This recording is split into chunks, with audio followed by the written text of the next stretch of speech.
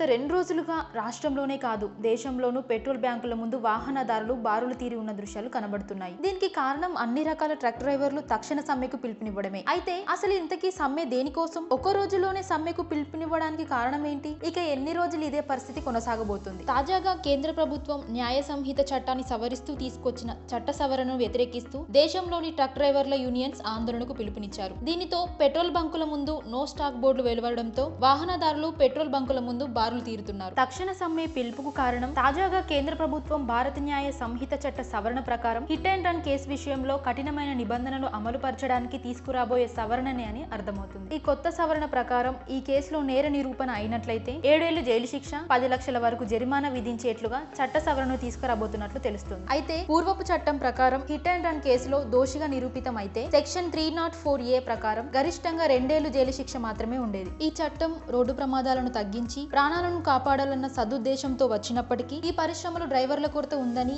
ఈ చట్టాన్ని బలపరచడం ద్వారా కొత్తగా ఎవరు ఈ వృత్తిలో చేరడానికి సుముఖత చూపరని, తద్వారా ఈ ప్రభావం దేశ ఆర్థిక వ్యవస్థ పైన కూడా పడే అవకాశం ఉందని వివిధ డ్రైవర్ల యూనియన్ నాయకులు నిరుత్సాహాన్ని వెల్లడిస్తూ సమ్మెకు పిలుపునివ్వడంతో తెలంగాణ, మహారాష్ట్ర, హిమాచల్ ప్రదేశ్, మధ్యప్రదేశ్, జమ్మూ కాశ్మీర్, పంజాబ్ వంటి రాష్ట్రాల్లో పెట్రోల్ బంకుల ముందు భారీ సంఖ్యలో వాహనాలు క్యూ కట్టాయి. ఇదిలా ఉంటే రాను రాను డ్రైవర్ల సమ్మె ఉధృతమవుతుందన్న నేపథ్యంలో కేంద్రం అఖిల భారత రవాణా కాంగ్రెస్ నాయకులతో భేటీని నిర్వహించింది. ఈ భేటీలో కేంద్ర హోంశాఖ కార్యదర్శి అజయ్ భల్లా పాల్గొన్నారు. ఈ సమావేశం అనంతరం అజయ్ భల్లా గారు మాట్లాడుతూ, మేం all India motor transport Congress ప్రతినిధులతో చర్చించాము. కొత్త రూల్ ఇంకా అమలు చేయలేదని, భారతీయ న్యాయ సంహిత 106/2 అమలు చేయడానికి ముందు అన్ని యూనియన్ల ప్రతినిధులతో చర్చలు జరిపాకే నిర్ణయం తీసుకుంటామని ప్రకటించారు. ఈ నిరసనపై రహదారుల మరియు పౌర విమానయాన శాఖ సహాయ మంత్రి వికే సింగ్ మాట్లాడుతూ, ఇది డ్రైవర్ల మేలు కోసమేనని, వారిని అలర్ట్ చేయడం కోసం మాత్రమేనని, ప్రమాదం జరిగిన తర్వాత క్షతగాత్రులను హాస్పిటల్ కి తీసుకెళ్లే అవకాశం ఉంటుందని, అంతేగాని దీనివల్ల డ్రైవర్లకు ఎలాంటి నష్టం జరగదని వెల్లడించారు.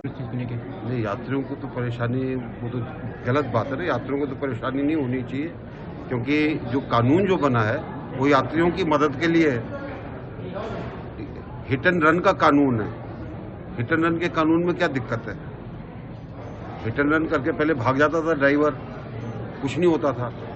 अब एक कानून बना जिससे कि वो सजग रहे, तो सजग रहने के अंदर किसी तरह का वो नहीं होना चाहिए कि जी हमको ये पसंद नहीं आ रहा है, कल तो आप कहेंगे हम तो कभी लोगों को मारते हुए चले जाएंगे। तो ये आप लोगों ने समझाना हो। उनके ड्राइवरों का कहना है कि भीड़ से बचने के लिए वो भागते हैं, एक्सीडेंट हो जाता है जो, या किसी एक्सीडेंट की बात नहीं है, हिट और रन की बात है। अगर ये समझ में नहीं आ रही तो आप लोग समझाइए।